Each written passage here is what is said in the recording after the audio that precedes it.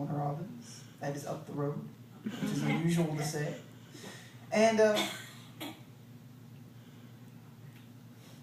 I am just honored to be able to be here and share a little bit of my story and what has gone on in my life. I was very, very fortunate from a very early age to grow up in a very, very musically oriented home. My brother, who is 12 years older than me, grew up in the birth of the hip-hop generation, so I heard all the stuff that was current on the radio at that point.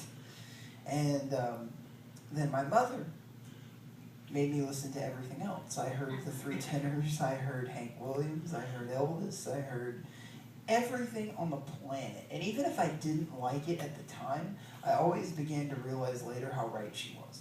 And that's just something that I'm so grateful for, because a lot of people, it's a very, very, very normal answer nowadays to say I was influenced by everything, but I actually mean it. So, but as far as Christian music goes, I think the very first voice that really made me want to sing a gospel song was a guy by the name of Rusty Goodman. Anybody? Mm-hmm.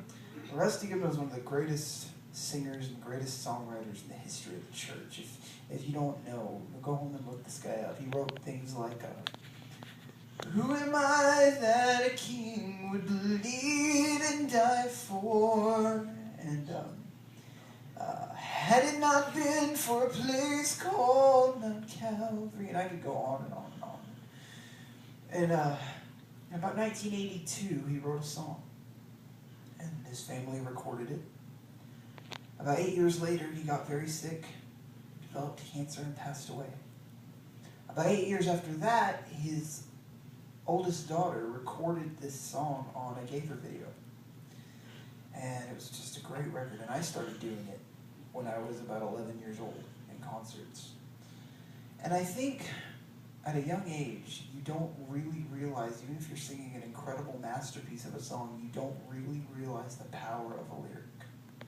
I was singing this at 12 years old, and I loved Rusty, and Rusty just had this great voice, and he was just a force of nature, and just an incredible, incredible writer. But it was a pretty song to me, I think. And then when I was 17, my grandfather passed away. And at the funeral, I was asked by my mother to sing this song. And I don't know really if anything could be more perfect at a time of incredible grief than this song. And all of us have lost someone. All of us have lost someone that we love and that we care about. And I think this spells out what they would want us to know better than any piece of writing I've ever heard in my life. Listen to this, Rusty.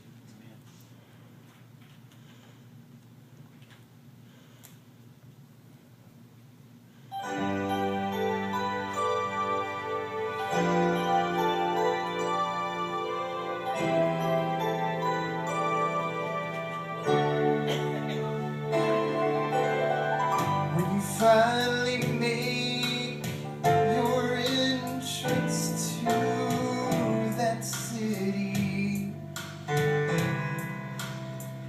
of jasper walls and bright golden avenues,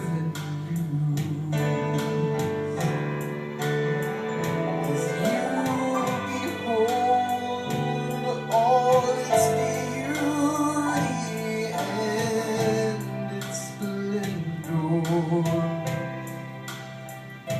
remember there's just one request I make of you.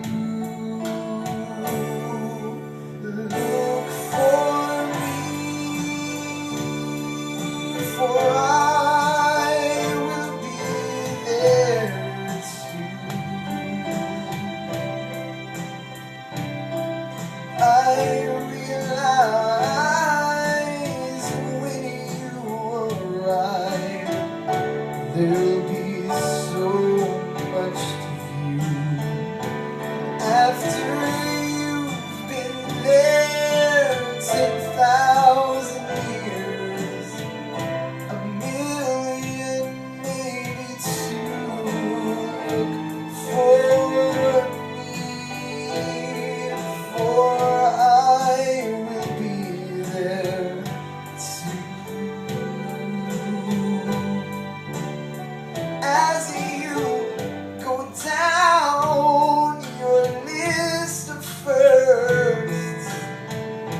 Cheers.